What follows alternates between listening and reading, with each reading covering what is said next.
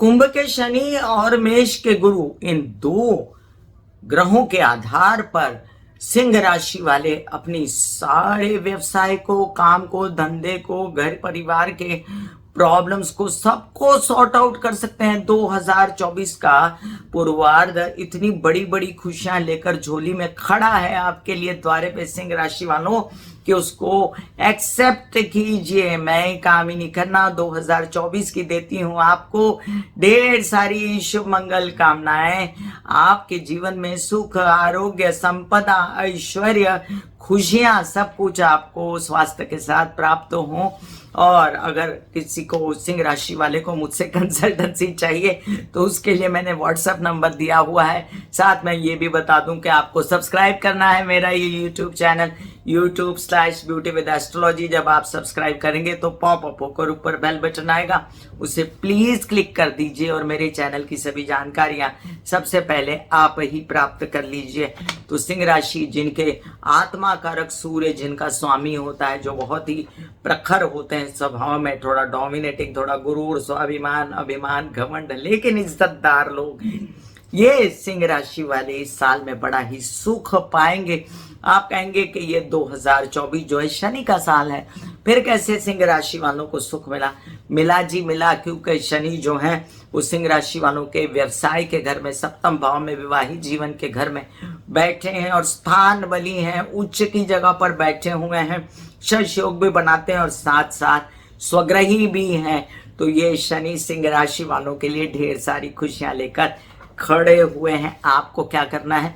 बस कोल्हू के बैल की तरह काम करना है। आपको दोनों तरफ लगा देना है, क्या कहते हैं वो, घोड़े को लगा देते हैं ना, वो लगा के अपना काम जो है निरंतर करते रहिए। आपको बहुत बड़ी बड़ी उपलब्धियां व्यवसाय में प्राप्त हो सकती हैं। व्यवसायिक बड़ा पार्टनर आपको मिल सकता है। वहीं पर गुरु की इतनी अच्छी स्थिति जो आपको भाग्य में पूर्वार्ध में मिलती है, उत्तरार्ध में भी मिलती है, वो देखने लायक है। क्योंकि भाग्य में ओरिजिनल जो काल पुरुष की कुंडली के हिसाब से गुरु जो होता है वो भाग्य का ही स्वामी होता है। और वहां पर गुरु खुद आ जाए और आपको एक अनूठा एक्सपीरियंस करवा दे आपके बिजनेस के लिए, क्योंकि वो राहु से मुक्त हुआ, गुरु चांडाल योग से मुक्त हुआ, तो आप देखते ही बनता है कि आपका कामकाज कितना बढ़ेगा। अब यहाँ पर बहुत ज्यादा सब पॉजिटिव बोल रहे हूँ, लेकिन एक कहीं पर कहते हैं ना काजल का टीका लगता है, वो ये है कि राहु अष्टम में बैठा। अष्टम के राहु को हर प्रकार से बुरा ना मानिए। साइंटिस्ट लोग, खोजी लोग जो बहुत ज्यादा रिसर्च वगैरह करते हैं, उनके लिए राहु बहुत अच्छा होता है अष्टम में, लेकिन ये नींदे ले जाता है, अनिद्रा की शिकायत देता है, इंसोम्निया की, पेट से रिलेटेड परेशानियां, गैस से रिलेटेड परेशानियां, भ्रम दे देना कि तुमको कुछ हो गया है और आप डरते रहे और फालतू में डॉक्टरों के पास भटकते रहे, या जो काम चल रहा है उसमें टांग अड़ा देना कि मैं काम गलत कर रहा हूं। ये सब सोच मत रखिएगा और जितना हो सके आप गुरु के उपाय कीजिएगा। मैं गुरु के उपायों का डिस्क्रिप्शन में लिंक डाल देती हूँ। इसके साथ एंजॉय कीजिएगा अपनी यात्राओं को, पूर्वार्ध में भी एंजॉय कीजिएगा अपने कॉन्फिडेंस को, अपने पर्सनालिटी को, अपने कोई मीडिया से रिलेटेड काम है उनको, अगर नेतागिरी अभिनेतागिरी है तब। और अच्छी खबर के आपके संतान के विषय में आपने अगर कुछ पढ़ाई, अध्ययन, विद्या, वीजा वगैरह के लिए सोचा है तो वो भी लगेगा। आपके संतान नहीं है तो आपको संतान, उत्तम संतान की प्राप्ति हो सकती है पूर्वार्ध में। अगर कोई मेरी बहन कंसीव भी करती है तो उसके लिए बहुत शुभ संदेश लेकर वो संतान आएगी, तो आपके लिए बहुत अच्छी ये बड़ी खबर है। आप भी अगर विद्याधन पढ़ाई वगैरह करते हो, नौकरी करना चाहते हो, तो उच्च कोटि की नौकरी भी मिल सकती है। ये बातें मैंने पूर्वार्ध की। उत्तरार्ध में जब गुरु आपके दशम में आएगा तो कालपुरुष की कुंडली के हिसाब से नीच का होगा और आपको थोड़ा सा केयरफुल रहना पड़ेगा। मतभेद करने वाले लोग मिलेंगे, आपके जैसा दिमाग नहीं होगा उनका, आप कुछ बोलेंगे वो कुछ और बोलेंगे। लेकिन यहाँ पर आप प्रॉपर्टी ले सकते हैं, वाहन ले सकते हैं, माता से सपोर्ट पा सकते हैं, महालक्ष्मी योग बन सकता है। पिता की तबीयत का ध्यान रखना पड़ेगा और आपको ध्यान से अपना प्रॉपर्टी वगैरह का काम करना पड़ेगा। यहाँ पर एक और बात बता दूं मैं कि जो केतु आपके परिवार पे बैठा है ना, वो परिवार में विघटन ना कराए, अलग ना कर दें, मुझे अलग होना है, परिवार को छोड़ना है, नहीं रहना इनके साथ में, ऐसी कटु बातें करना, ये सब मत कीजिएगा। अब यहाँ पर केतु खराब नहीं होता है, 1 से लेकर 4 तक केतु खराब नहीं होता है, लेकिन फिर भी केतु का स्वभाव है विघटन कराना, बैराग देना, और केतु अपने आप में आधा अधूरा धन संचित कर देते हैं आपका। तो पैसा भी आंशिक रूप से विड्रॉ कर लेना, ओडीज ले लेना, ये सब काम आप नहीं करें तो ज़्यादा अच्छा है आपके लिए। जो व्यवसाय भी आप करें तो थोड़ा सोच समझ के, हर बात में शंका कुशंका मत करें। एक बहुत ज़्यादा शंका कुशंका वाला पीरियड रहेगा ये, क्योंकि राहु आपके अष्टम भाव में रहेंगे।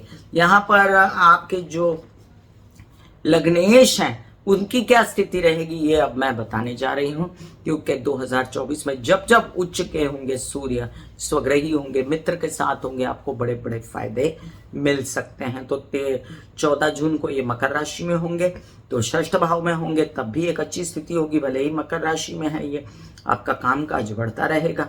13 जनवरी को ये कुंभ में आएंगे, तब आपको सावधान रहना पड़ेगा। 13 जनवरी से लेके 14 मार्च तक जब ये शनि के साथ रहेंगे, इसके बाद उच्च के हो जाएंगे 13 अप्रैल को, और 14 मई को ये वृष में चले जाएंगे।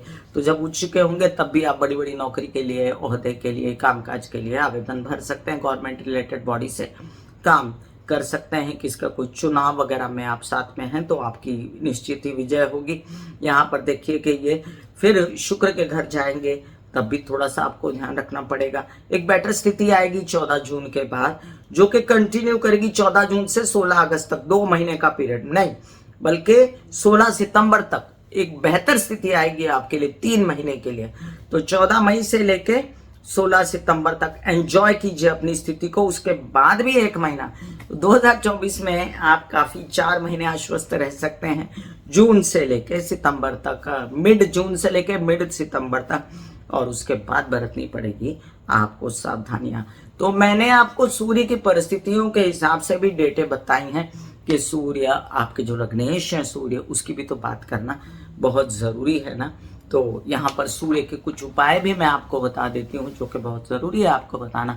जब सूर्य नीच के हुए, जब सूर्य शनि के साथ आए, तो कोई हड्डी, स्कल, दांत, आंखें, स्पाइन, या आपको अर्थराइटिस, स्पॉन्डिलाइटिस, स्लिप डिस्क से रिलेटेड परेशानियाँ, या नौकरी छूट जाना, या पिता को कोई तकलीफ, या इज्जत मान में कमी होना, या कोई बेइज्जतियाँ होना, ये सब ना हो, इसके लिए आप निरंतर सूर्य को जल चढ़ाते रहे, गायत्री के जाप करते रहे, और आदित्य हृदय स्तोत्र का भी पाठ कर सकते हैं। सूर्य की रोशनी में बैठ के ओम कर सकते हैं।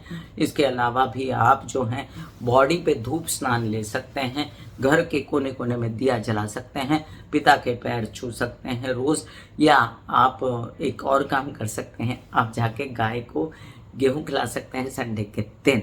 तो मैं एक बार फिर उपायों का डिस्क्रिप्शन में लिंक डाल देती हूँ। सूर्य से रिलेटेड सभी उपाय, सूर्य के 12 नाम, सूर्य का गायत्री मंत्र, सूर्य का वैदिक मंत्र, सब कुछ मेरा गाया हुआ आपको डिस्क्रिप्शन में मिलेगा। आप घर में लगाइए, या आप उसका जाप करिए, या आप उसको कंठस्थ कर लीजिए, तो भी आपके जीवन में बाहर आती रहेगी। लग्नेश को स्ट्रांग करना हमेशा बहुत ज़रूरी होता है। जब लग्नेश स्ट्रांग होता है तो बाकी की चीज़ें गौण होती हैं, वो चीज़ें अपने आप सलट जाती हैं। तो एक बार फिर 2024 की मैं सिंह राशि वालों को ढेर सारी शुभ मंगल कामनाएं देती हूँ। God bless you. बहुत अच्छा साल है, एंजॉय कीजिए होशियारी के साथ, हिम्मत के साथ। ऐसे बॉडी को बोला जाता है कि आप रिलैक्स हो रहे हो, आप रिलैक्स हो रहे हो, वाकई में वो रिलैक्स हो जाती है। फिर आप अपने एक एक अंग को बोलिए, आपकी शिखा रिलैक्स हो गई, आपके बाल रिलैक्स हो गए, आपका माथा रिलैक्स हो गया, आपकी आंखें रिलैक्स हो गई, ऐसा मैसेज दीजिए। ये आपका शरीर है,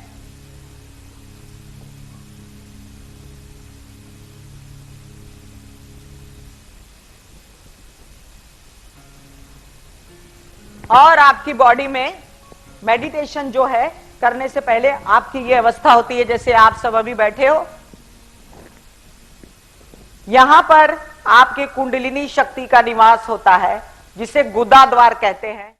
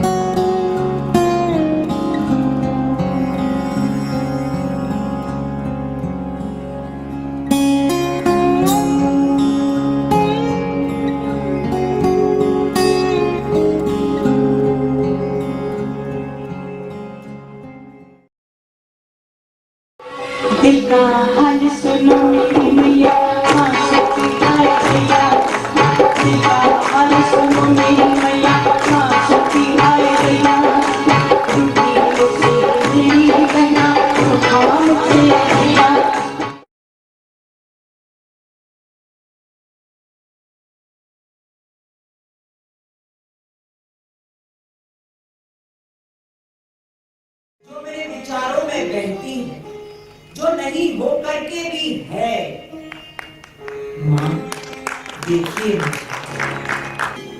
चलो ख्यालों में ही सही, नींद न सही, जागती आंखों का सपना ही सही, झूम लेने